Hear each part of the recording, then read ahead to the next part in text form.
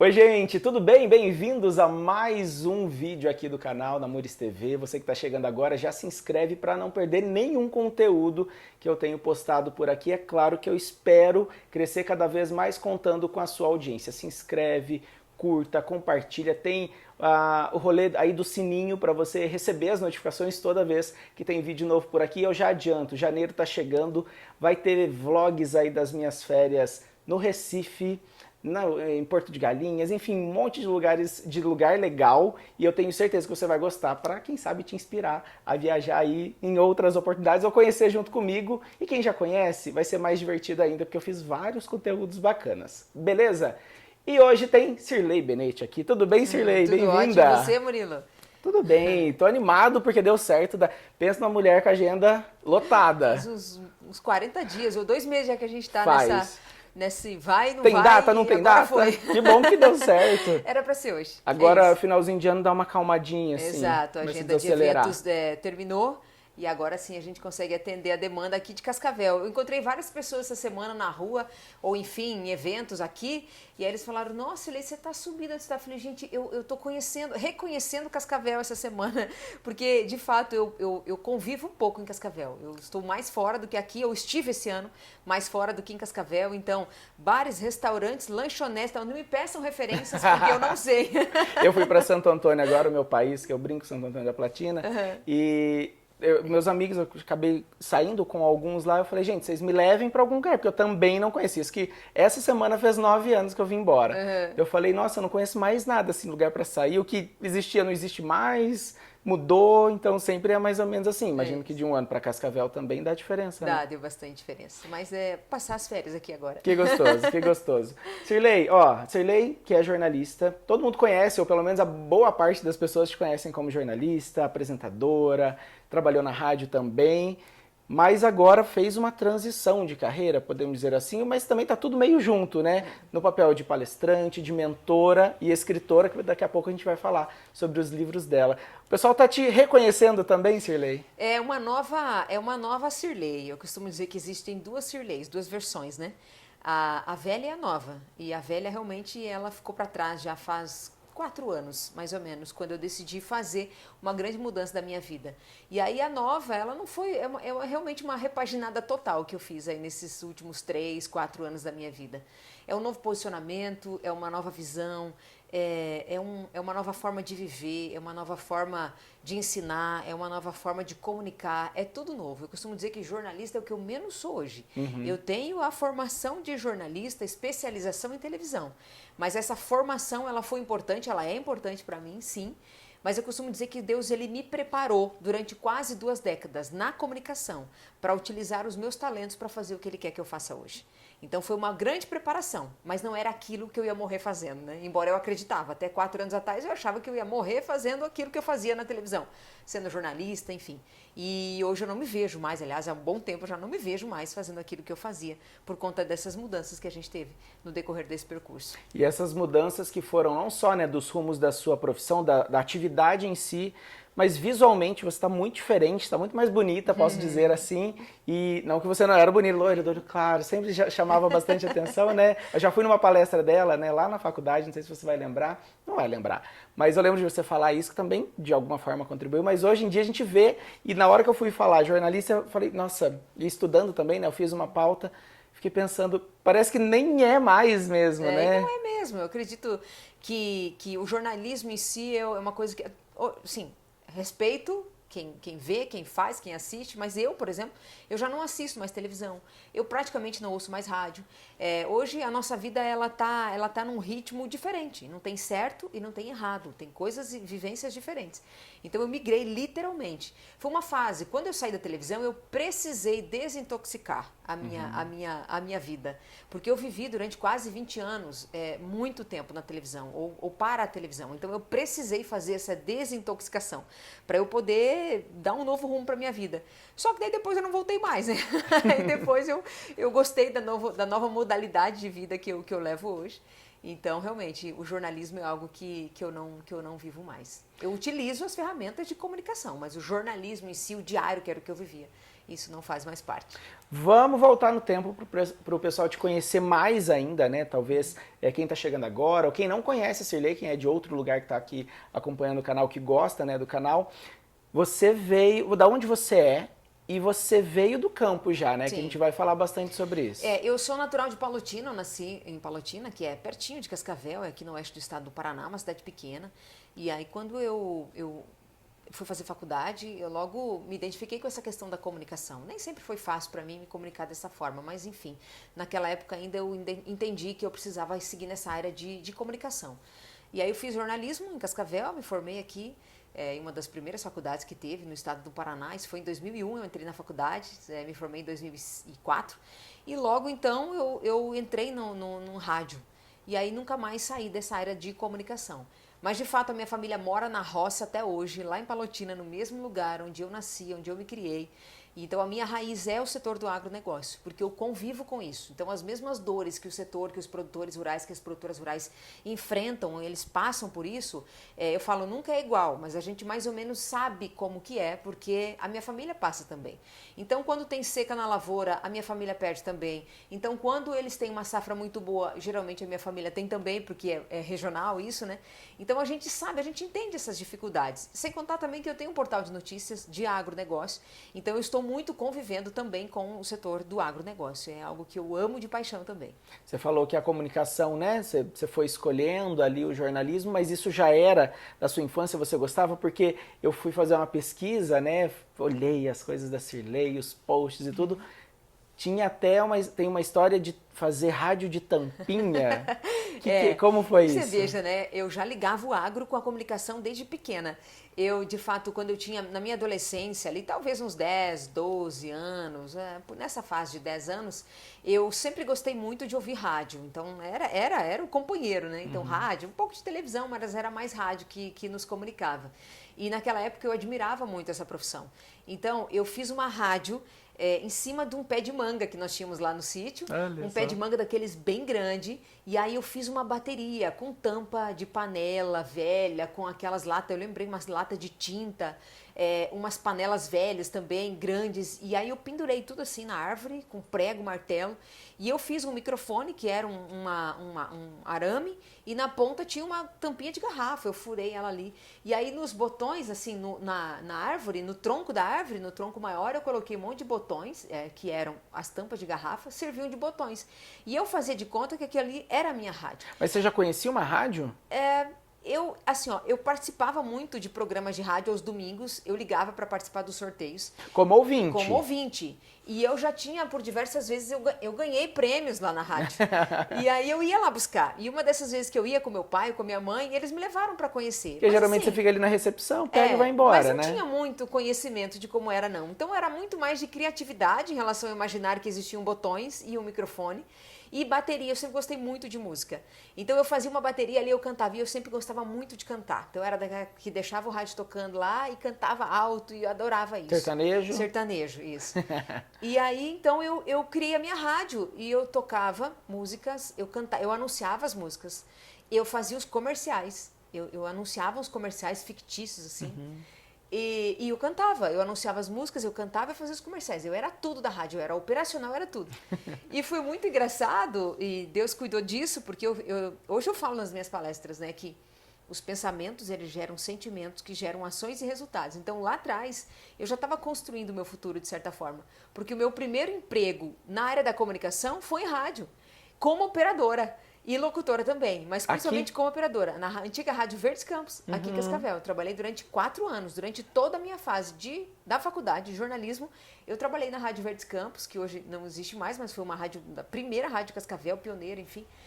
E foi uma fase... E depois que eu me vi trabalhando numa rádio, eu falei, meu Deus, o que é isso, né? Então era um sonho de menina sendo realizado, de criança, né? Sendo realizado depois que eu fui fazer, depois que eu entrei na rádio aqui em Cascavel. O que você mais tem saudade dessa época, da infância lá? Esse é um tempo em que eu brincava nas árvores, um tempo em que a gente jogava bola. Eu sempre fui muito de brincar com meninos, eu não tive primas, meninas próximas, era sempre meninos, então a gente jogava muita bola, andava muito de bicicleta, arrancava os tampão do dedo, assim, nos carrinhos de rolemã, descia as ladeiras lá, aquelas gramados rolando lá no meio do pasto, junto com as vacas, os animais. Então era uma fase muito gostosa, essa fase da brincadeira. Mas a gente teve fases muito difíceis também, como por exemplo, a gente estudava de manhã, então nós morávamos no sítio, dava 7, 8 quilômetros da cidade, o que hoje é perto, mas na época era longe, porque a gente tinha um Fusca amarelo, velho, então atolava o carro, atolava o ônibus, atolava tudo, então tinha que ir para a escola colocar aquele saco de arroz no pé, para poder chegar até o ponto de ônibus, então é uma fase que foi muito difícil, tinha que acordar cedo para tirar leite, para depois ir para a escola, tinha que ajudar, a gente sempre estudava de manhã, porque era o horário que tinha ônibus, à tarde não tinha, então a gente tinha que se adaptar à realidade do município, enfim, da onde a gente estudava. E aí a gente teve as nossas convivências, eu perdi meu pai muito cedo, com 9 anos de idade, meu pai faleceu. Então ali a gente teve uma ruptura muito grande na nossa família, eu sou a filha caçula de mais 3 irmãos, então tem um irmão depois de mim, 4 anos mais velho, depois tem mais 2 irmãs, a minha irmã mais velha tinha 17 anos quando meu pai faleceu, ele tinha 51 anos, minha mãe 45. Super jovem. Então, teve realmente uma fase, assim, de muita dificuldade na vida da nossa família. Porque a minha mãe teve que se afastar dos nossos cuidados próximos para poder cuidar da propriedade. Meu irmão, que era o único homem, tinha 13 anos. Então, ele teve que maturar rapidamente para poder assumir aquilo ali junto com a minha mãe. E, graças a Deus, as coisas foram caminhando. E aí, por isso que a minha irmã mais velha logo saiu de casa, a minha irmã segunda também, e eu vim na sequência. Então, com 15 anos eu saí de casa. Eu saí de Palotina para vir para Cascavel, eu tinha 15 para 16 anos para fazer faculdade. E ficaram, então, a sua mãe e o seu irmão? Isso, hoje a minha mãe e o meu irmão e a minha cunhada, enfim, que ele casou, que moram lá no sítio, que tomam conta da propriedade. E que fortaleza a sua mãe, né? Abraçar isso de alguma forma sem o seu pai, eu imagino a dificuldade que... Ninguém espera algo assim, ele teve um derrame cerebral, ficou 3 dias na UTI e depois faleceu. Então, realmente é algo que ninguém espera. Estava tudo bem, ele saiu de casa, ele estava numa loja para comprar os lustres da nossa casa nova, que ele tinha construído, uma casa muito bonita que está lá, hoje eles moram nessa casa, e a gente estava prestes a se mudar para essa casa, ele estava escolhendo os lustres na loja, sentadinho, daqui a pouco ele teve o derrame e ali ele caiu e não voltou mais para casa. Então realmente foi uma fase de ruptura, né? A gente perdeu o nosso esteio, que era o nosso pai, né? Enfim, eu e os meus irmãos, e minha mãe perdeu o esposo naquela fase de dificuldade. Mas nós ficamos fortes, né? Nós ficamos fortes, a gente tem que entender que Deus faz aquilo que tem que ser feito na hora certa para cada um de nós. E nós crescemos e cada um foi se desenvolvendo, e aí logo eu saí de casa e vim morar aqui, e a vida seguiu, e é assim que tinha que ser. E como que foi você ir se apaixonando de alguma forma pela comunicação, que era, naquele momento, era muito forte para você? Da rádio você já queria televisão? Não, você queria ficar na rádio, surgiu, apareceu? Na verdade, quando eu vim fazer jornalismo em Cascavel, assim, não era acho que era um sonho, era como que... Teve uma fase de crianças que queriam ser modelos. Teve de meninas, né? Teve uma fase de meninas que queriam ser as paquitas. Teve fase... Então, na minha fase, eu me via muito, mas era a televisão mesmo. A gente via, assim, televisão, falava, nossa, um dia eu quero estar lá. E eu confesso que tem essa questão um pouco de visualizar e de se ver nesse lugar. Tanto que, no primeiro semestre da faculdade, quando eu entrei no jornalismo em Cascavel, eu já comecei a distribuir currículos. Eu tinha certeza que eu ia trabalhar na televisão. Eu já me via fazendo aquilo. Tanto que na televisão onde eu trabalhei durante quase 2 décadas, eu entreguei 8 currículos. Olha. Eu ia a cada semestre, eu renovava, não tinha nenhuma novidade no meu currículo. Que TV que tinha na época aqui? Eu acho que eu levei todas as que tem hoje, né? Tinha já as na época. mesmas, Isso, exceto uma ali, que é a TV Cultura, acho que as demais todas tinham. Então eu fui na Tarobá, eu ia na RPC, eu fui na RIC, eu lembro dessas 3. Eu ia nessas 3, eu ia toda vez. Mas eu confesso que na Tarobá era o que eu mais ia, eu acho. E na época também, um dos diretores, um dos chefes, até que foi depois que me convidou para trabalhar lá, ele foi meu professor da faculdade. Então eu via aquele sonho se aproximar cada vez mais, porque ao mesmo tempo que eu, mal eu passava da recepção, eu não sabia nada que tinha para dentro de uma televisão, eu só sabia que era a recepção e o que eu assistia na minha casa, eu não tinha noção, mas mesmo assim eu me via fazendo aquilo, me via naquele lugar, então foi algo muito especial. E o dia que eu recebi o convite, primeiro para trabalhar em rádio, né, era outra coisa que assim, chegaram para mim, né? O Sérgio Brum, ele era aluno da universidade, eu me formei na 2ª turma, ele se formou na 1ª, então ele me via pelos corredores. Veja, eu tinha 6 meses de faculdade apenas, na verdade 4 meses já que eu estava ali, e ele já via um potencial em mim que eu nem imaginava. E um dia ele chegou para mim e me falou, Sirlei, eu quero que você vá fazer um teste lá na Rádio Verdes Campos. Ele era o diretor da rádio. Eu quero que você vá fazer um teste lá. Eu falei, Sérgio, mas você acha que... Não, vai lá. E eu fui, mesmo sem achar que aquilo ia dar certo. E eu tinha uma voz de taquara rachada, meu Deus, era horrível, tanto que eu eu não gostava de me ouvir, enfim. E ele falou, não, você tem potencial, mas tem que treinar bastante. E ele falou, não, eu coloco a rádio à sua disposição. Nessa época eu já trabalhava numa loja de imóveis, eu era vendedora de imóveis. Durante 6 meses eu fui vendedora de imóveis. Eu cheguei em Cascavel no dia 5 de fevereiro de 2001. No dia, eu já tinha uma pastinha com currículos. Eu lembro bem, eu fui morar ali perto da Biel, em cima da Biel, numa kitnet. E no dia seguinte, que eu vim morar em Cascavel, dia 6, eu fiz a Avenida Brasil de um lado a pé, entregando meus currículos em tudo, que era boteco, tudo eu entregava currículo. Eu desci por um lado da avenida e voltei pelo outro, entregando currículo em todo lugar. Porque eu queria muito trabalhar, eu queria ajudar minha mãe a pagar a faculdade, né? Já estava vindo aquela questão da dificuldade financeira por conta do falecimento do meu pai. Então eu falei, isso é uma questão de honra para mim. Então, mas na rádio eu ainda até então nunca tinha levado, porque eu não me achava merecedora, aquela coisa toda. Acabei de chegar na faculdade de jornalismo, já vou levar currículo, não é assim, né? E aí consegui, uma semana depois eu estava trabalhando. Olha, uma semana depois. Nessa loja de imóveis que dava uma quadra da minha casa. Então assim, Deus foi cuidando de todo esse processo. E lá eu trabalhei durante 6 meses. Eu lembro bem, eu ganhava R$ 230, era o meu salário fixo mais comissão. Então, geralmente, eu conseguia mais uns 230 de comissão. Então, meu salário era 400 e pouco reais na época, para trabalhar o dia todo. E a minha faculdade, eu já tinha um plano que eu pagava metade da faculdade, que era 200 e pouco. Então, eu conseguia pagar praticamente o aluguel e metade da minha faculdade. Eu já estava feliz da vida, né? Já estava super feliz com aquilo que eu ganhava e aquilo que eu conseguia me bancar em Cascavel.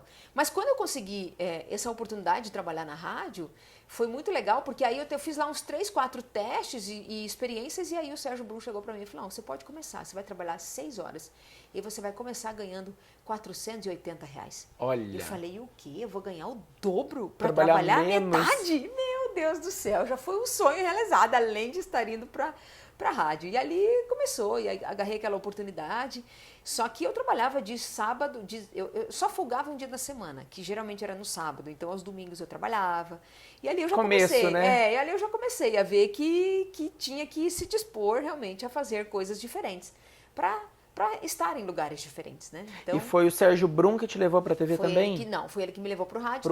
Para a rádio. E aí depois que veio essa questão de televisão, porque eu falei, poxa, se eu tenho condições de estar aqui, para eu chegar na televisão não vai ser tão difícil. E aí eu comecei a distribuir currículos e e comecei a pentelhar os chefes de jornalismo de redação em Cascavel. E aí o Marco Giraldi, na época, ele era diretor de jornalismo da TV Tarobá, e ele me ouvia na rádio. Olha. E aí, conforme foi meu crescimento na rádio, um dia eu lembrei bem que ele me ligou e falou assim, olha, eu tenho uma oportunidade aqui e eu te ouço aqui, eu vejo teu perfil, teu potencial, dá pra gente começar um trabalho com você aqui, top? Eu falei, mas não pensei 2 vezes, só que era pra Foz doIguaçu. Eu ia falar isso agora, que eu lembro de você comentar, não foi direto pra cá, né? Não foi, então eu saí da faculdade, eu lembro que eu me formei em 2000, a formatura foi em 2005, né, em janeiro de 2005.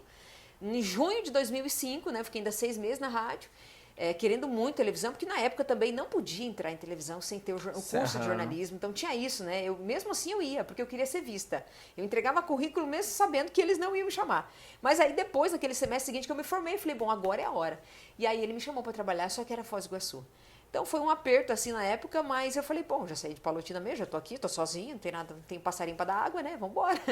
E aí fui, de mala e cuia, também de uma semana para outra, assim, e comecei. Quanto tempo e você foi ficou uma lá? escola incrível, eu trabalhei durante 3 anos lá. Ah, ficou bastante, achei que era menos. Na época que Foz do Iguaçu era rolo, tiro, confusão, era um período assim, foi uma escola extraordinária. A gente emplacava matéria nacional quase toda semana, porque tinha uma visibilidade muito grande em Foz do Iguaçu, né? Aconteciam muitas coisas extraordinárias lá, geralmente ruins, mas isso não tinha a ver comigo, né? Eu estava lá para fazer a notícia, né? Para noticiar aquilo que acontecia.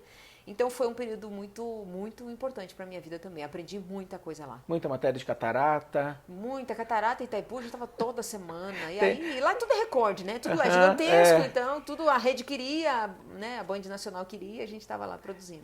Esse tempo que eu fiquei na RIC agora, a gente tem um colega lá, o Fidel, que faz Foz, e toda vez ele posta alguma coisa das cataratas, eu falei, Fidel, como você tem tanta criatividade para fazer um texto diferente, sei lá, por semana para falar sobre as cataratas? Já conheci as cataratas de todo jeito, de dia, de noite, de madrugada, de tudo quanto é jeito. Mas é lindo, um mas, né, de alguma forma, eu lembro que teve um ano que eu fui 3 vezes num ano, eu falei, ai, gente, não aguento mais ir nas cataratas. Mas isso não é uma reclamação, eu amava ir lá, realmente um lugar muito especial. E daí teve uma chance para voltar? Não, aí teve uma demissão, eu pedi demissão da TV, porque eu queria voltar para Cascavel, eu queria voltar, mas não me traziam, porque aquela frase, em time que tá ganhando não se mexe, de fato eu eu estava sozinha lá, então eu trabalhava, né, não tinha hora, eu gostava, enfim. Time tá ganhando, não se mexe. Eu ouvi essa frase durante muitas vezes, falei, então eu vou embora. E aí eu mandei currículos para vários lugares do Brasil. E eu fui chamada para trabalhar numa filial da Rede Globo, em Rondonópolis, TV Centro-América. E aí eu pedi demissão, Mato Grosso. Mato Grosso Rondonópolis, Mato Grosso, isso, Mato Grosso.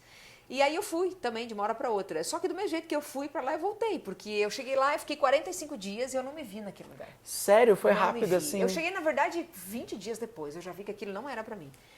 Imagina, eu saí de uma realidade de Foz do Iguaçu, onde exatamente isso, rolo, tiro, confusão, para ir trabalhar numa cidade pacata, que tinha menos de, sei lá, 150 mil habitantes, onde nada acontecia na época, assim, era uma coisa muito, muito pacata. Muito tranquilo. Eu falei, não, e aí eu comecei a me ver num lugar diferente, longe de todo mundo, longe da minha família, longe de tudo. Falei, não, isso aqui não é para mim.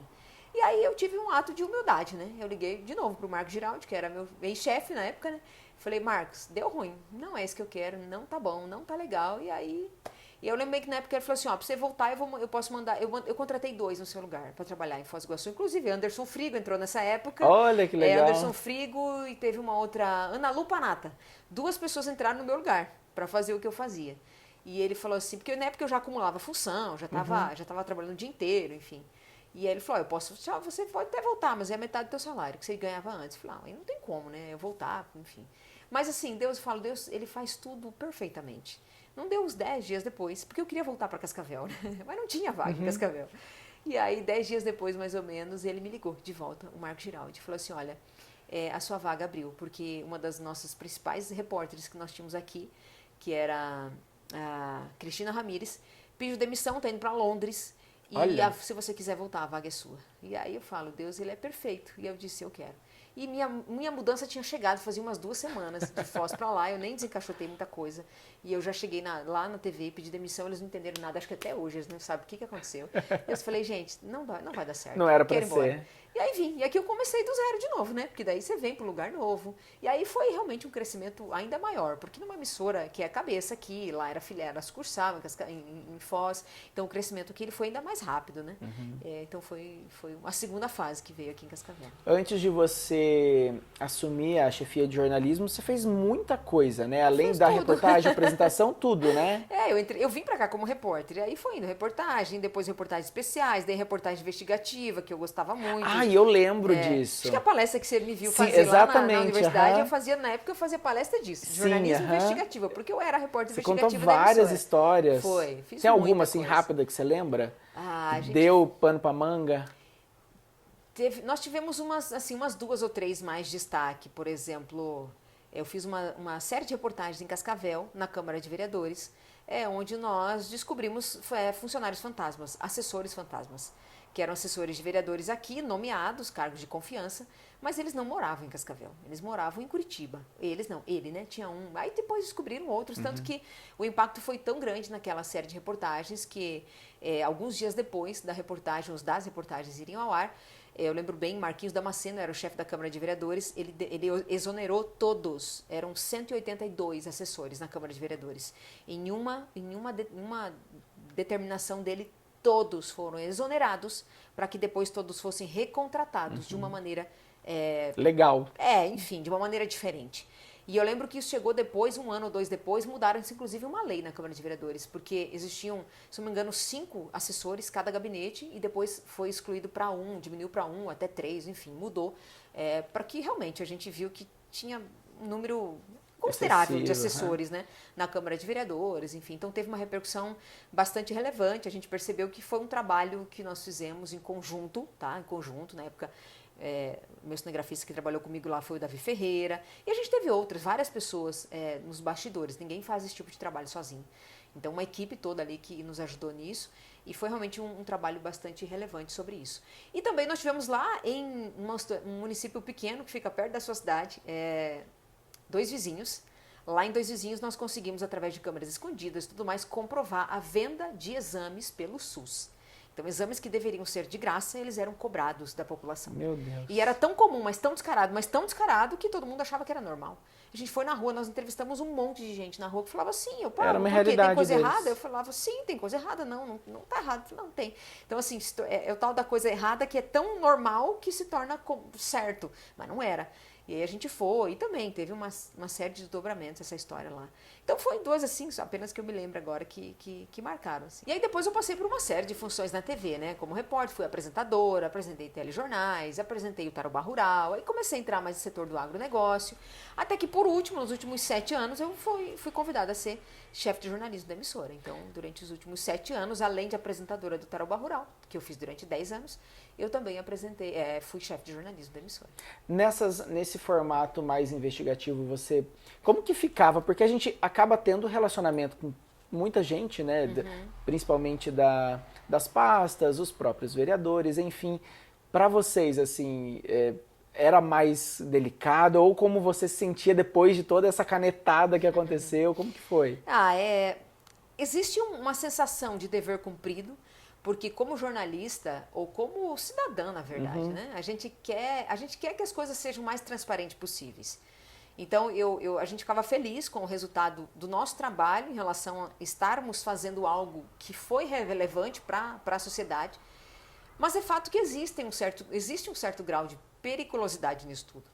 Eu cheguei a receber ameaças em uma desses contextos aí, dessas reportagens que eu contei para vocês. Então, de fato, isso é risco. Então, a gente tinha que cuidar num certo ponto, até um dia. Eu costumo dizer, teve uma frase que eu aprendi com o Davi Ferreira, inclusive, que era meu cinegrafista na época, que fazia esse tipo de trabalho comigo, que eu nunca esqueço. Ele falava assim, a gente tem que saber a hora de parar.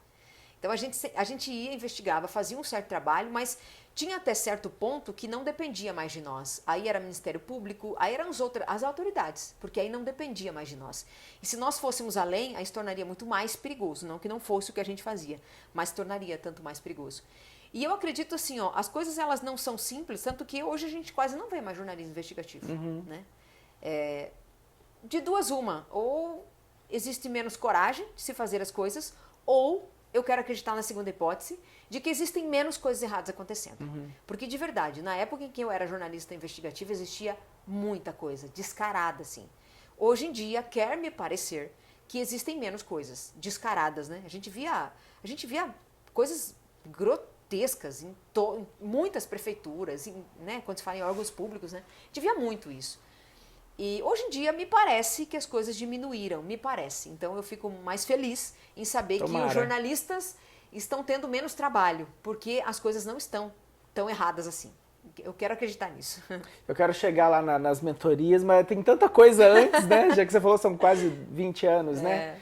E para a chefia, como que foi? Desafio, a emissora me convidou também. Você já apresentava o Tarobá Rural? Sim, já apresentava. Isso, tinha sido convidada a apresentar o Tarobá Rural fazia um ano, mais ou menos 2 anos, 1 ano e pouco que eu estava apresentando. Então foi um desafio porque eu tinha voltado de licença maternidade. Meu filho, primeiro, o Rafael, estava pequeno ainda. E então foi um desafio. E eu não me via naquele lugar, de verdade. Não era nossa, um dia eu quero ser chefe. Não, jamais eu me vi naquele lugar. Mas aí quando me convidaram, eles simplesmente disseram, vai estudar e está feito o desafio. E eu não tinha como dizer não para uma oportunidade como essa. Não tinha como, né? Afinal de contas, é uma das principais emissoras do Brasil. Então, estar nesse lugar realmente foi um desafio muito grande, mas foi um aprendizado exponencial também. Até porque, como jornalista, o que a gente meio que aprende, você vai vendo, é o que menos o chefe de jornalismo faz, né? A gente não aprende, até porque é isso. Você ser chefe de jornalismo, pelo menos na minha época, eu não sei como é hoje, mas jornalismo era o que eu menos fazia. A gente tinha que cuidar de muitas outras questões administrativas, gestão, e menos o jornalismo. Então, eu confesso a você que teve alguns momentos que a gente, como jornalista, a gente ficava frustrado. Porque eu queria fazer um monte de coisa como jornalista que não dava para fazer como gestora. Então, a gente tinha que balancear muito ali. Então, tinha que deixar o jornalismo de lado para poder atender ou fazer a parte de gestão. Então, veio uma certa parte de frustração numa série de momentos, assim, mas também uma série de outras partes muito boas e benéficas e muita alegria eu tive também, como gestora de jornalismo. E aí, com o Tarobá Rural, nossa, o que as pessoas assistem, né? É o clássico já da emissora, domingo de manhã, né? O Tarobá Rural foi um hobby para mim, eu amava fazer, porque é isso, era o momento em que eu saía da redação, para poder produzir, para poder ir para a roça, para poder sentar no chão, para poder gravar. Um assunto que você gosta, né? É um assunto que eu tenho familiaridade, então era um hobby, eu adorava muito fazer o programa. Tanto que quando eu saí da gestão da TV, eu saí da parte CLT, enfim, da gestão, eu continuei com o programa por mais 1 ano e meio, se não me engano, ainda continuei produzindo o programa, estando no ar na TV, Enquanto eu consegui conciliar o programa, eu fiz. Mas depois chegou uma fase da vida que eu não consegui mais conciliar a agenda para fazer o programa. O portal Sou Agro, ele surgiu quando? Nesse meio do caminho? O portal Sou Agro foi a transição de carreira. Quando eu decidi que eu sairia da televisão, eu não sabia exatamente o que eu ia fazer. Na verdade, eu não sabia exatamente, não sabia nada do que eu ia fazer. E aí eu fui buscar ajuda, né? Porque eu identifiquei que não dava mais para eu ficar na televisão. Por uma série de questões, não dava mais para eu ficar do jeito que estava, enfim, minha família, não ia ser próspero mais para mim continuar. Você também teve outro filho, né, nesse meio do caminho? É isso, exatamente. Porque eu tive o segundo filho, que é o Felipe, e voltei a trabalhar e veio a pandemia. E aí o mundo caiu na cabeça de todo mundo, e também da minha. E aí a gente teve que aprender a fazer jornalismo do jeito que nunca tínhamos feito, ninguém tinha feito jornalismo daquele jeito. E eu estava com meu filho pequeno, a escola fechou, o mundo caiu na cabeça, a gente não tinha onde deixar meus filhos. E foi exatamente naquele ano de 2020, quando a pandemia veio fortíssima, que eu percebi realmente que se eu não saísse da televisão, não tinha como diminuir o meu ritmo de trabalho, impossível, eu era chefe lá. Então, ou eu realmente, eu não tinha o que fazer, ou eu pedia demissão, ou eu ia ficar enlouquecer. E a minha família ia junto comigo nesse processo de doença e tudo mais. E aí eu falei, não dá. Então, eu agradeço a Deus por eu ter conseguido identificar ainda com maturidade isso. Porque se talvez eu demorasse muito, teria sido muito ruim para mim e para minha família. Então, eu identifiquei que eu não queria mais fazer aquilo, mas eu não sabia o que eu ia fazer. Aí fui buscar ajuda, contratei coach e tudo mais, para a gente poder entender o que eu ia fazer depois. E aí eu falei, poxa, eu quero juntar duas paixões, agro e comunicação. E aí eu percebi, a gente fez um estudo de caso e viu que na nossa região, oeste do Paraná, não existia até então nenhum portal de notícias voltado ao agronegócio. Falei, poxa, é isso que eu quero para mim. E aí comecei a correr, e trabalhando na televisão, e fazendo um monte de coisa ao mesmo tempo. E aí eu montei o portal. Quando o portal ficou pronto, em 3 meses, eu consegui uma equipe, contratei a equipe para deixar o portal pronto. Aí eu pedi demissão da TV. Eu estava no meio das minhas férias, em janeiro de 2021. Eu falei, não quero nem voltar. Nem voltou. Porque quando me entregaram a chave do portal, falou, tá pronto, tá aqui, é só apertar um botão e ele tá no ar. Eu falei, poxa, agora eu já tenho um plano B. Então já tenho um plano, na verdade, né? Deu frio na barriga? Muito, muito. Porque querendo ou não, uma vida com aquela estabilidade, não foi fácil, aquela coisa, né? Foi muito difícil, foi muito difícil. Mas assim, eu costumo falar, tá nos meus livros, inclusive essa frase, ninguém para uma pessoa que decide mudar de vida. Ninguém para. E eu estava decidida a mudar a minha vida, o meu ritmo, mudar a minha prosperidade em todas as áreas, tudo. Eu queria mudar, tudo. E o que eu mais pensava era assim, poxa, eu tinha 38 anos de idade na época, 37, 38. Falei, eu ainda tenho mais uma vida inteira para viver, eu quero viver mais que 80, né? Então, ou seja, eu tinha uma vida inteira.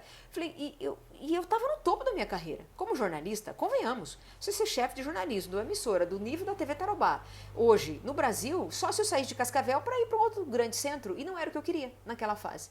Falei, então, ou eu abaixo a minha cabeça e continuo fazendo o que eu faço, sem reclamar, ou então eu faço um serviço para mim e para a emissora e saio desse lugar e vou fazer outra coisa. E aí foi esse plano que eu decidi escolher para mim, de abandonar tudo que eu tinha até aquele momento e dar esse salto. E foi uma das grandes decisões, eu considero uma das decisões mais importantes que eu tomei da minha vida e das melhores que eu tomei, na verdade. Porque foi ali que eu conheci uma Cirlei nova.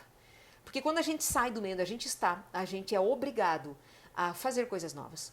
E não tem como você não mudar quando você convive em ambientes diferentes. Então, quando eu saí do ambiente onde eu vivia, literalmente, porque a minha vida era Tarobá, eu não tinha vida social, eu não fazia nada fora de lá. Não porque eu não podia, eu não queria, eu chegava em casa cansada e tal, então eu não sabia viver outro mundo. E gostava também, né? Gostava muito, eu me mergulhei naquilo. E quando eu não tinha mais aquele lugar para ir, por opção minha, eu fui obrigada, também por opção minha, a ter que frequentar e ir para outros lugares. E aí eu comecei a viver novos lugares, com novas frequências, novas pessoas, novos resultados. Não tem como dar errado. Novas pessoas, novos ambientes, novos resultados. E aí que a mágica começou a acontecer na minha vida. E a Cirlei palestrante, ela foi surgindo ali devido a quê? Necessidade? Você precisava falar, mostrar mais o portal? Você era convidada a falar sobre agro? Na verdade, o portal foi uma coisa assim que também foi uma surpresa, um filho, né, que nasceu ali. Eu não me via fazendo nada daquilo. Mas quando eu me vi como a única e alternativa, deu tão certo, mas tão certo, assim, já no segundo, terceiro mês, as coisas começaram a emplacar de uma maneira incrível. E aí eu botei toda a minha energia naquilo. Só que passou um ano, mais ou menos, Murilo, e eu me vi de novo, a Cirlei de jornalismo, fazendo de novo aquele jornalismo estressante do dia a dia, buscando notícia, acordando cedo, indo dormir tarde, porque aquilo ali começou a virar um vício, de novo, né, da notícia. E a enxugar gelo, né? Enxugar gelo. E aí eu lembro que um dia eu sentei na cama assim à noite e falei pro meu marido, amor, não é possível que a vida é só isso aqui. Eu falei, tem que ter uma coisa mais divertida?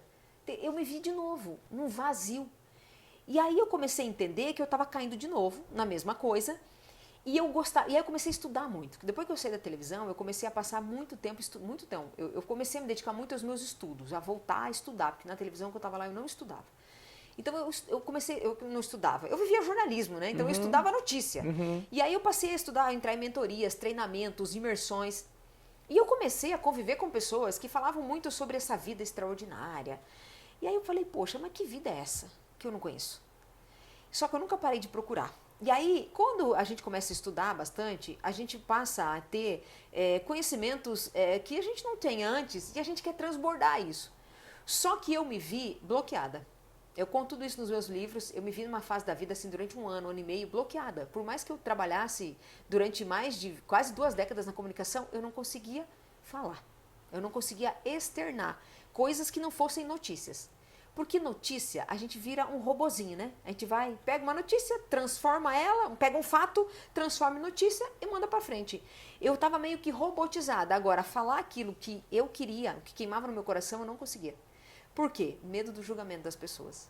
Eu achava que as pessoas iam esperar o extraordinário de mim. Eu achava que tudo que eu fosse fazer tinha que ser novo. Tipo, eu tinha que inventar a lâmpada ou a roda. E isso já tinha sido inventado no passado. Então, o que eu ia fazer de novo? Eu achava que nada que eu fosse fazer ia chamar a atenção das pessoas. Nada que eu fosse falar, alguém ia querer parar para me ouvir. Eu não me achava merecedora de fazer as coisas. Então, foi uma fase de muita luta que eu tive interna. Desbloqueios internos. Mas eu queria muito fazer palestras, principalmente. Eu me encantava, eu via aquilo, eu falava... E aí as pessoas que estavam ao meu redor, inclusive uma das pessoas que você conhece bem, que é a Daisy Rosa, ela falava pra mim, ela falou, Shirley, por que você não ensina as pessoas a falar, você fala de uma maneira tão leve, você comunica, por que você não ensina as pessoas a fazer isso? Eu lembro que um dia eu falei isso pra ela, eu falei, mas Daisy, falar é igual andar pra frente, todo mundo sabe fazer isso. Daí ela falava assim, isso é pra você, para as outras pessoas não é. Falar é o segundo maior medo da humanidade, as pessoas têm mais medo de morrer.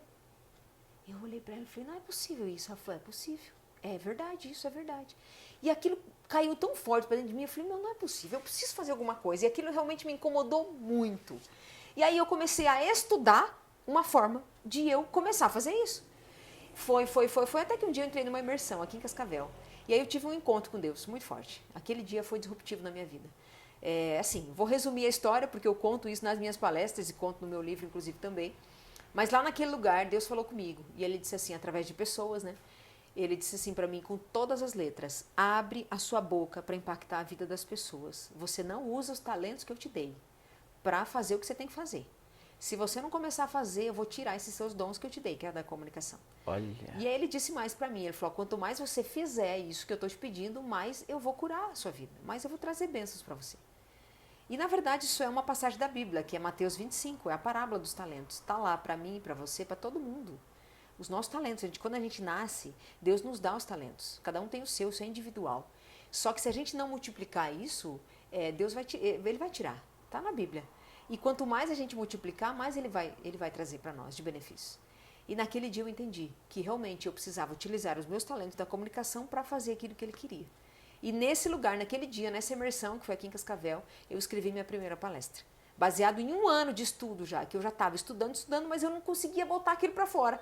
E naquele dia eu falei, tô pronta, eis-me aqui. E fui lá e escrevi a minha primeira palestra. E eu saí de lá e comecei. Eu montei uma estratégia quando eu saí de lá, né? Porque afinal de contas eu não era palestrante, né? Isso foi em maio de 2022. É tudo muito recente. Em maio de 2022 foi que eu tive esse chamado. Em junho eu fiz minha primeira palestra no Sindicato Rural de Cascavel, pedindo, por favor, deixa eu fazer, morrendo de medo. Mas eu fiz a palestra, estudei muito, montei ela, decorei ela e fui lá e fiz a primeira. Beleza, deu tudo certo, ninguém morreu. Só que depois disso eu queria muito me tornar palestrante e Deus me disse, quanto mais você fizer, mais eu vou te curar. Mas eu ia para onde? Aí eu utilizei a parte boa da televisão que me fez conhecida, né? E dentro do agronegócio. Então eu ligava em todos os sindicatos rurais da região, que me conheciam já através da televisão e do agro, e eu como notícias e tal. E tinha acessos ali? Tinha acessos, muitos acessos por parte da televisão. E eu falava, deixa eu fazer uma palestra aí. E era muito engraçado, porque as coordenadoras, eu comecei nas mulheres também, porque eu fazia parte, era um público que eu me identificava mais. E eu lembro que eu ligava para elas e falava assim, deixa eu ir fazer uma palestra para vocês? E ela falava assim, não, Shirley, a gente deixa, mas você é jornalista, não é? Eu falava, sou. E elas falavam, e palestrante, você é também? Eu falava, uhum. De tudo não era verdade, né, Murilo?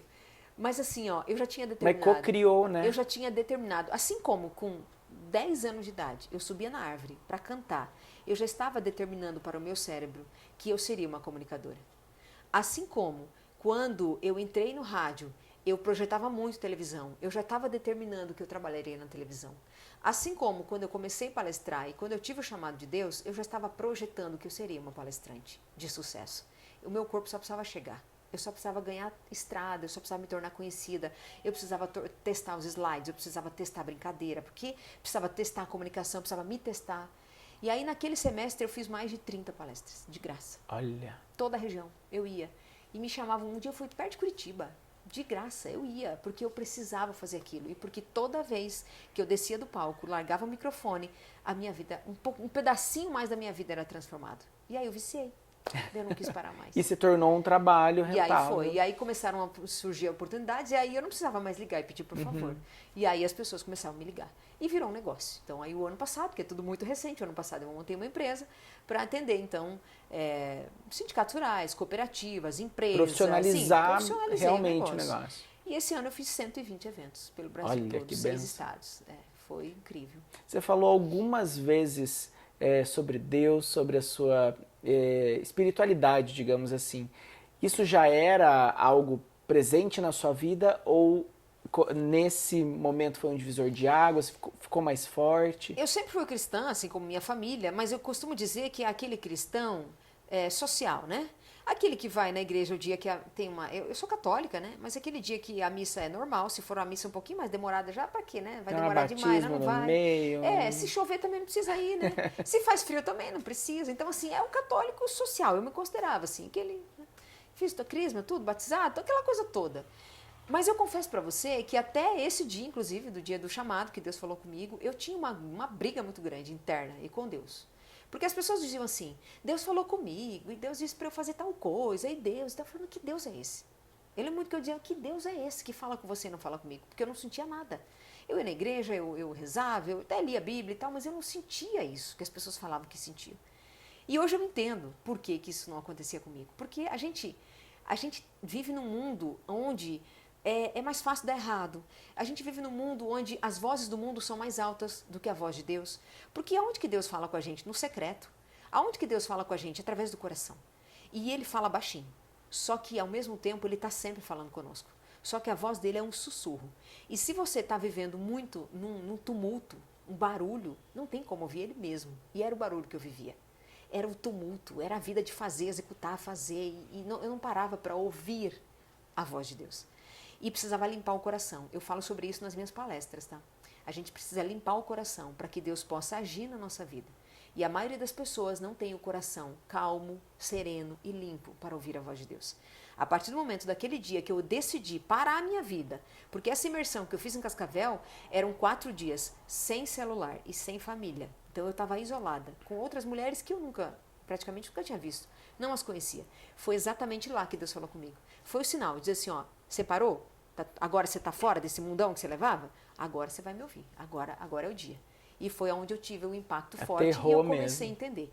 E hoje eu testemunho sobre isso e várias outras experiências que eu tive com Deus e que eu tenho com Deus, porque eu aprendi a ouvi-lo. Né? Hoje nas minhas mentorias eu ensino as minhas alunas como é que faz isso. Como que faz você ter essa proximidade com Deus.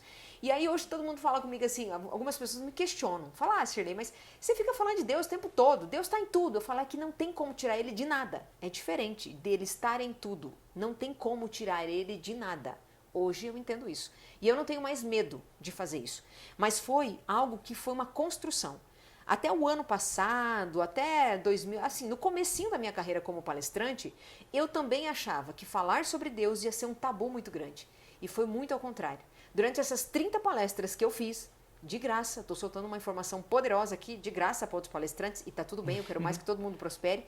Quando eu comecei a falar de Cristo nas minhas palestras, foi aí que, conectou com as pessoas. Porque foi uma verdade. Mas não foi simplesmente falar sobre Cristo, foi falar sobre a experiência que eu tive com Ele. E as pessoas conectam com experiências, conectam com a essência da gente. É por isso que no meu entendimento hoje, em 2024, eu me tornei uma das palestrantes mais contratadas do Brasil. Porque a gente transmite a verdade e transmite a essência. Eu sempre digo que nas minhas palestras eu não conto o que eu li em livros, eu conto o que eu vivi. Por isso que eu estou sempre buscando entrar em novas experiências, porque eu estou criando novos conteúdos para novas palestras, porque eu preciso viver primeiro, para depois contar. Essa é a minha base, tá? Eu respeito todo mundo que faz de forma diferente, tá tudo bem. Agora, essa é a minha base de ensinar, de fazer as coisas. Primeiro eu vou lá e testo, eu experimento. Transformou minha vida? Pode transformar a vida de qualquer um, se eu testei e deu certo. Assim eu falo, por exemplo, nas minhas palestras sobre família. Eu estou vivendo uma fase de transformação na minha família incrível. Mas por quê? Porque eu precisei me transformar primeiro. Por isso que eu gosto muito de fazer mentorias, eu falo em minhas palestras para mulheres, porque eu acredito na transformação da mulher dentro de casa. E depois vem o homem. Não que o processo inverso não funcione. Pode funcionar e vai funcionar. Só que eu fiz o processo, eu conto o meu processo. Na minha casa, eu precisei me transformar primeiro, começar, para 1 ano e meio depois, o meu marido levantar a bandeirinha e dizer, tá dando certo, eu também quero. E vir no caminho, a gente agora está vivendo esse processo juntos em casa. Então eu acredito que quando uma mulher se cura, a família se levanta. Essa é a frase que eu tenho também, conto muito nas minhas palestras e faço as pessoas entenderem. E é sempre sobre, se para mim funcionou, para todo mundo funciona. Porque eu sou igual a todo mundo, não tem nada de diferente entre eu e vocês. A gente começou a entrevista falando que estava difícil de te encontrar. E não sei se eu posso usar ônus ou bônus nesse sentido. Você tem viajado muito, que você conhece outros lugares, tudo, mas fica longe das crianças, do seu marido, da sua casa. E a gente que te acompanha vê esses dias mesmo, acho que foi semana passada, alguns dias que você postou chegando também, todo mundo te abraçando. Fiquei uma semana longe deles, foi o que eu mais fiquei. Foi a última semana e a mais longa longe Isso, que deles. você ficou alguns dias, né? Como tem sido, né, modificar totalmente a sua rotina nesse sentido? Tem sido um grande desafio, principalmente porque temos o filho pequeno, né? O Felipe vai fazendo 5 anos agora, nesse mês de dezembro. E o outro Rafael tem 11. 11. O Rafael sente menos, o Rafael, que é o maior. O Felipe sente um pouquinho mais, mas eu costumo dizer que eles acostumaram. Qualquer psicólogo que vai me ouvir agora vai dizer tem toda uma consequência lá na frente. Eu sei disso. Agora, a vida é feita de escolhas. O ano passado, eu tomei uma decisão na minha vida, que durou poucos minutos. O ano passado, eu fui fazer uma palestra. Eu tinha 2 palestras no dia. Eu conto isso nos meus livros, inclusive, no primeiro deles. Eu fui fazer uma palestra, eu tinha uma palestra à tarde e uma palestra à noite. E, Murilo, geralmente eu perco as apresentações das escolas dos meus filhos, Dia das Mães, final de ano. Eu perco tudo isso, porque ou eu estou na estrada ou eu estou no palco. E já perdia lá com a TV também, que não tem feriado e tudo mais. Menos, porque geralmente eu já estava aqui, dava um jeito, né? Dava um jeito. Mas quando eu estou fora da cidade, não tem jeito, não tem jeito. Então, durante os últimos 2 anos, eu perdia essas apresentações, isso me doía muito. E eu lembro bem que no ano passado, um dia que eu estava indo fazer uma palestra, e eu tinha tido um desgosto por algum motivo com um dos lugares de uma palestra, e era bem uma semana onde eu ia perder uma apresentação de fim de ano dos meus filhos, e eu olhei para minha assessora que estava do meu lado, na época eu falei assim, acabou, chega, eu não vou mais palestrar. Acabou. Não faz sentido isso aqui, querer salvar o mundo das pessoas, porque eu me sinto assim, e eu tenho muito feedback das minhas palestras, do resultado que elas têm, da transformação que elas têm depois de passar por uma experiência de uma palestra comigo. E aí eu falo, o que adianta? Eu queria transformar o mundo das pessoas e o meu mundo, e a minha família, os meus filhos, meus meninos, meu marido e tal. Aquele dia eu me revoltei. E eu disse isso, falei, não vou mais palestrar. Foi assim, uma coisa tão forte, mas tão forte. Ela olhou pra mim e falou, mas como assim? Você disse que pra Deus esses dias que você fazia, agora não vai falar. Falei, chega, não quero mais. Eu fiz a primeira palestra no município de Teixeira Soares, aqui no Paraná. E eu me desloquei para o segundo município que eu ia fazer à noite. Eram 2 palestras no mesmo dia. Município de Rio Azul, municípios pequenos, né? Do estado do Paraná, região central. No caminho, eu perdi a minha voz, Murilo. Eu fiquei sem voz. Eu lembro que eu cheguei bem na Câmara de Vereadores, era uma Câmara de Vereadores, na frente para fazer a palestra. Eu não conseguia descer do meu carro. Eu só chorava. Porque eu falei, gente, como é que eu vou fazer uma palestra sem voz? Você contou assim, agora há pouco. Fazia 3 meses que tinham contratado aquela palestra, estava rolando todo um rolê na cidade por conta daquela palestra e eu cheguei na porta do lugar e eu não conseguia descer do carro para fazer a palestra. Aquele dia eu entendi que eu não tenho como eu parar. Não tinha, não tem. Deus falou para mim, quanto mais você fizer, mais eu vou te entregar. Se você não fizer, os seus dons eu vou tirar. Eu lembro que eu fiquei uma meia hora lá na frente, eu não sabia exatamente o que fazer. Eu falei, tá, eu preciso entrar, eu preciso fazer. Eu fui lá e aí eu fiquei uma meia horinha ainda sentado do lado. Eu só falei pro pessoal assim, ó, gente, eu não posso falar com vocês agora. Eu só vou, porque senão quanto mais eu falasse, eu já tinha perdido voz outras vezes. Eu sabia que quanto mais eu falasse, pior ficaria. Eu falei, eu só preciso ficar quieta e eu vou fazer o que eu puder agora, não tenho o que fazer. E aí, como Deus é tão especial e tão maravilhoso, quando eu comecei a fazer, quando me chamaram pro palco, era na Câmara de Vereadores, quando eu comecei, eu peguei o microfone. Eu não vou dizer pra você, Murilo, que a minha voz voltou perfeitamente. Mas a minha voz melhorou muito. Eu lembro que eu olhei pra minha assessora, estava do lado. Quando eu comecei a falar, eu olhei pra ela e falei assim, tipo, eu vi na porque só eu e ela sabíamos a experiência que nós tínhamos vivido. Só eu e ela sabíamos o que estava acontecendo. Ninguém ali sabia do rolê, né? Que eu tinha falado que não ia fazer mais, que Deus tinha tirado minha voz e tal. Na verdade, até então eu não tinha entendido que era Deus que estava fazendo aquilo também. Na hora ali, no calor da emoção. Só que quando a minha voz voltou, na hora que eu comecei aquela palestra, aí virou a chave. Eu falei, e eu arrebentei. Foi a melhor palestra que eu tinha feito até então, aquele dia. Eu falei, vou fazer a melhor. Não pode ser diferente. Quando eu terminei a palestra, naquela época eu ainda abria para perguntas, hoje é outra dinâmica, né? Mas na época, aí eu abri e falei, se alguém quiser falar alguma coisa, fazer uma pergunta. Eu lembro bem, a secretária de saúde do município pegou o microfone. E a primeira coisa que ela disse o quanto que aquelas palavras tinham impactado a vida dela. E eu lembro que ela terminou falando assim, ó, nunca pare de fazer o que você está fazendo. Aí eu desabei, né? Foi a única vez até hoje, das mais de 250 palestras que eu fiz, que eu chorei. Porque eu não aguentei. Porque aquela hora eu entendi que foi o recado. E aí ninguém entendeu nada, eu contei, né? Eu cheguei e falei, gente, vocês não estão entendendo, mas aconteceu isso, e resumi ali a história. Foi muito forte. Aquele dia eu entendi. E eu tô assim, Murilo, enquanto Deus disser pra mim, faz, vai, eu tenho que fazer. E pode ter certeza, a pergunta que você fez foi em relação aos meus filhos, à minha família. Eles estão sendo muito bem cuidados. É diferente o cuidar de mãe e tal? Eu sei que para quem vai me criticar, já fui muito criticada com isso, tá? Hoje isso não me abala mais. Hoje isso não me abala mais.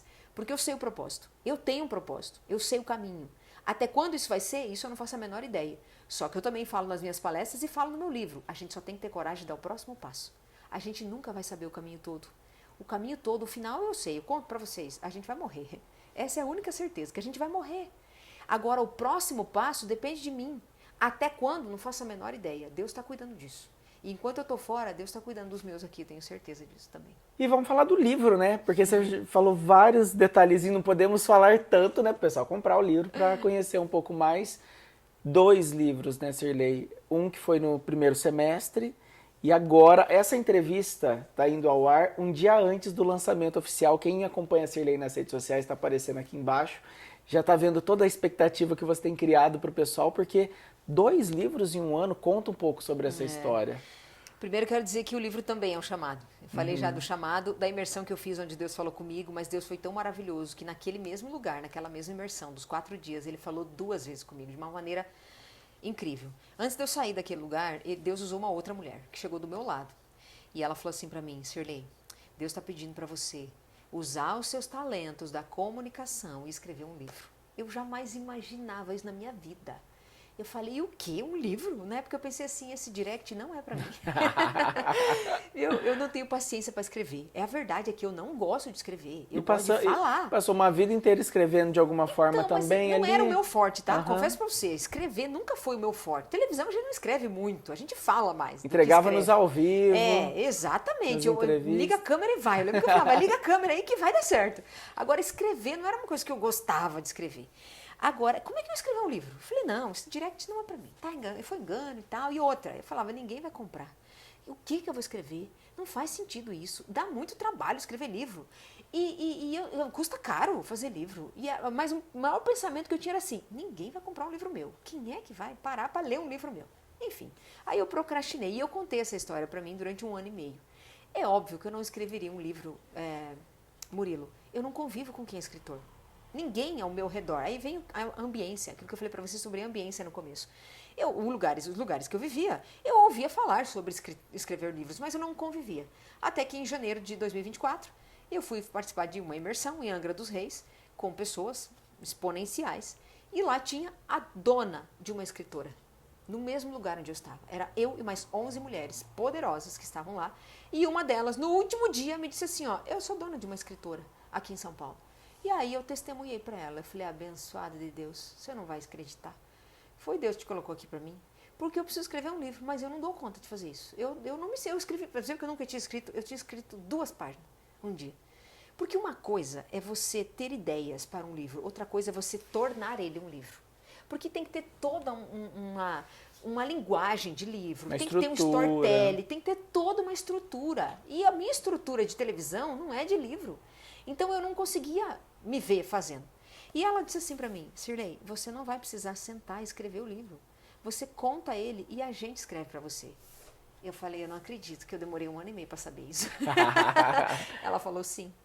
E eu falei, então amanhã a gente vai começar. Ela falou, então beleza. Isso foi em janeiro, na verdade eu demorei ainda mais uns 20, 30 dias, assim, até eu procrastinei. Até que ela pegou no meu pé, ela falou, Sirlei, pelo amor de Deus, você precisa tirar esse livro.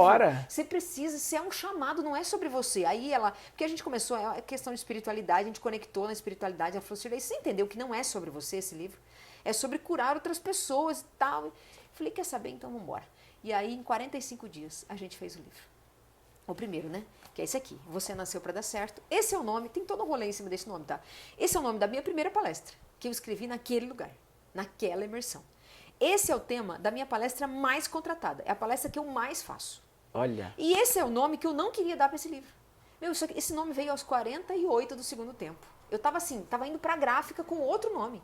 E eu, sabe, mas quando assim, você olha e fala, gente, mas não faz sentido esse nome, era um nome assim, nada a ver. E aí eu falei, gente, e era outra foto, não tinha, essa aqui não era a foto do livro, não era a capa do livro. Tava pra ir, faltava assim, à noite, o livro ia outro dia pra impressão. Eu falei, gente, para tudo. E aí eu falo que Deus, ele põe as coisas na nossa vida, né? Eu falei, essa foto é você, nasceu pra dar certo, tem toda uma história em cima disso aqui. Eu criei um conteúdo, enfim, foi. Lançamos dia 15 de maio. 45 dias depois, um dos livros mais vendidos pela editora, que é O Poder da Escrita, best-seller, selo de best-seller. Que legal. Mandei fazer mais 1.500, enfim, já são quase 3.000 cópias vendidas, né, desse livro.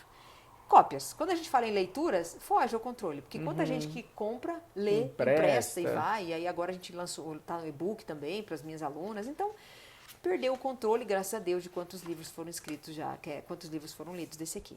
Só que aí, né, a gente não se contenta e vê um negócio que dá tão certo, e aí Deus colocou no meu coração assim, ó, o que aconteceu? Esse livro aqui, eu não falo de comunicação nele. Ele é um autoajuda, ele é a minha história. Tudo isso que eu contei para vocês aqui está, de certa forma, no livro. Então, eu não falo de comunicação nele. E aí, quando eu lancei esse livro, muita gente chegava para mim e falava assim, nossa, que legal, é um livro de comunicação, né? Eu falava, não é de comunicação. Eu até cito comunicação, falo das minhas mentorias, mas ele não tem base, ferramentas, técnicas de comunicação nele. Não. Aí eu falei, poxa, se todo mundo espera de mim um livro de comunicação, então a gente vai criar. E aí, em agosto desse ano, eu dei entrada, né? Começamos o segundo livro e nasceu agora. E aí também, o nome, como é que vai ser? Eu falei, gente, o primeiro deu tão certo. E eu acredito que todo mundo nasceu para comunicar. A gente já saiu da barriga da nossa mãe comunicando, chorando. Já saímos comunicando. Então, nós nascemos para comunicar. Acontece que no meio do caminho alguém bloqueou a gente. Aí eu conto isso no livro, os bloqueios de aprovação, autoimagem, os 5 P's que bloqueiam pais, padrinhos, professores, padrastos, pastores, padres, enfim, os P's que bloqueiam a nossa vida, em que fase que nós temos esses bloqueios, quando isso acontece e como desbloquear. Tem tudo isso aqui no livro. Que então, legal. Esse livro, ele é focado para a comunicação. Agora, o último capítulo dele é Comunique Seu Propósito. Porque não tem como eu fazer um livro de comunicação e não falar de propósito, prosperidade, riqueza, benefícios para o mundo. Tem muita espiritualidade nele também, tudo que eu faço tem envolvimento com Cristo também. E vimos ele em primeira mão aqui, a galera Acabou que tá aqui de na gravação, viu? Galera que vai, né? Se você estiver vendo em outro dia, vai ter visto aí todo o lançamento, todo Por mais que ele tenha técnicas, tá? Ele é bem leve, a gente trabalhou com a editora, assim, ele tem uma leitura bem dinâmica, bem leve, tem algumas tarefas, mas quem viu o primeiro livro já vai entender. Porque na mesma linha. Na mesma pegada, ó. Bem uma leveza, para ele não se tornar realmente algo pesado, né? Porque ele tem um pouco de técnica também. E Sirlei, a gente olha para você que nem, depois que a gente já te via trabalhando muito no formato como jornalista. Quando você fez essa migração, a gente vê você trabalhando, é uma máquina mesmo, assim, 2 livros e tudo mais. Faz live 6 e pouco da manhã, né? Que eu vejo você lá belíssima, tá lá do jeito que a gente tá te vendo, 6 horas da manhã, pronta. Você gosta de trabalhar, mas a gente vê esse amor, né, que você sente pelo que você faz, e dá pra ver o tanto que você tá feliz, assim, pelo menos é o que passa pra gente que te acompanha. Sabe o que acontece, Murilo? Depois que a gente descobre qual é o nosso verdadeiro propósito na Terra, a gente não quer perder tempo. Nós queremos o que eu quero hoje, eu costumo dizer para as minhas alunas nas minhas lives, o que eu quero hoje é criar meios de fazer as outras pessoas entenderem o que elas estão fazendo na Terra. Porque muda tudo. Quando as pessoas passam a entender qual é o propósito delas aqui nesse planeta, nesse universo, a vida muda. Elas passam a querer servir, transbordar, prosperar em todas as áreas. Não é mais comer, beber, respirar e pagar boleto. A maioria das pessoas hoje vive dessa forma que eu te falei, Murilo. Bebendo, comendo, pagando boleto e respirando. Isso é muito pouco para um ser humano. Deus não fez o ser humano para isso. Deus fez cada um de nós para viver algo muito melhor. Só que está disponível, as pessoas não acessam. Por que as pessoas não acessam? Porque existem muitos bloqueios no meio desse caminho. E são gerações que foram bloqueadas por uma série de coisas. E quando a gente descobre que é possível viver algo muito melhor do que a gente vive hoje, a gente não quer parar. A gente quer sempre algo mais. Tem muita gente que me segue e fala, às vezes até vem para falar, Sirlei, mas eu já vivo uma vida muito boa. Eu falo, o bom tem que morrer para o ótimo começar. O ótimo tem que morrer para o extraordinário começar, porque depois sempre vem algo melhor. Sempre vem algo melhor. Então, realmente, eu tenho uma sede muito grande de fazer o maior número de pessoas possível desse planeta entender qual é a verdadeira essência dela. Porque quando ela entender qual é a verdadeira essência, ela vai melhorar, a família vai melhorar e o mundo vai melhorar. Não vejo outro caminho. E fora que eu até estava quase esquecendo de um super evento que você fez agora, né, para as mulheres. Muita gente junta, mas você estava lá também, claro, né? Foram 2 eventos esse liderando, ano que eu fiz. 2 eventos, né? Esse ano de prosperidade? Desperte a Prosperidade. A prosperidade. É o nome do evento. Eu fiz um em março, que foi disruptivo, assim, para eu me desbloquear em várias coisas. E aí deu muito certo e a gente fez o segundo, dia 28 de setembro, em Cascavel também, já foi na SIC com 250 mulheres. E aí tem novidades para 2025, porque eu já fiz agora, na verdade, recentemente, uma edição dele em Rondônia. Acabei de voltar, 2 semanas, que legal. Eu estava lá em Rondônia. E foi um chamado lá que Deus me fez para eu... Então eu fiz lá esse evento, já foi um protótipo dele saindo de Cascavel.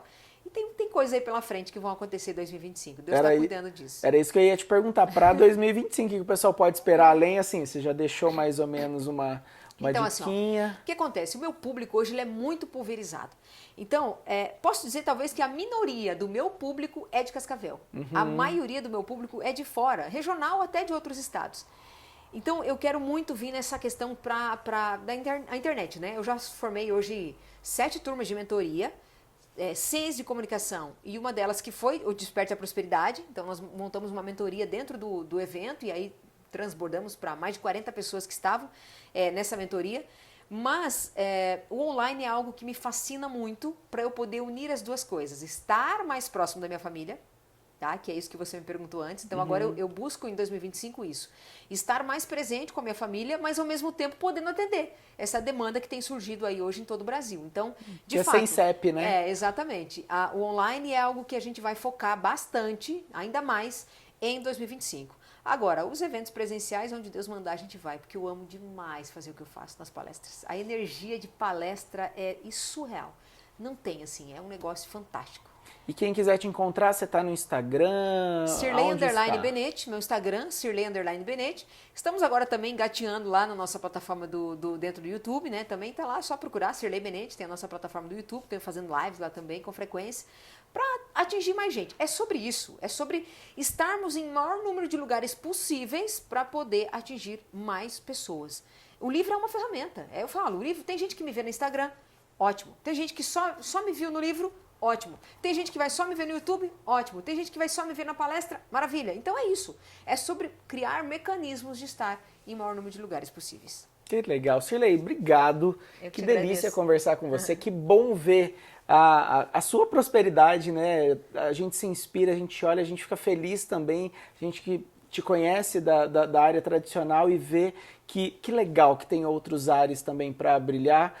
E sucesso, que 2025 seja incrível para você, sucesso no livro, que seja maravilhoso. Obrigado mesmo. Obrigada, Murilo. A você também. Tenho visto aí parte, né, do seu crescimento, porque não tenho conseguido acompanhar muito, mas o que eu tenho visto aqui nas últimas semanas, últimos meses, essa tua transformação. Você que também que é de jornalismo, né, de televisão, enfim, de rádio, se reinventando para estar na internet, né? Eu confesso que eu falava para você que se eu dependesse de viver da internet eu ia passar fome. E olha o que eu faço hoje também na internet. Então, realmente, parabéns. É um desafio, mas é gostoso, né? É gostoso, é uma delícia, é liberdade, exatamente isso. Sim. Obrigado mesmo, Parabéns, tá? muito obrigado pela Obrigado. oportunidade. E obrigado, doutora Deise Rosa, falamos dela aqui, estamos no espaço dela hoje, gravando ela que você deu, lindo, né, esse lugar aqui, que tem vários materiais que a gente já gravou com ela aqui também. Obrigado, Deise, um beijo também. E para você que ficou até aqui, você que veio pela Cirlei, já se inscreve no canal, deixa o seu comentário aqui também, o que você mais gostou, enfim. Curta, comenta, tem Instagram também, vai lá seguir a gente e eu te espero na semana que vem com mais uma entrevista e um bom 2025 para todo mundo. Até mais. Tchau.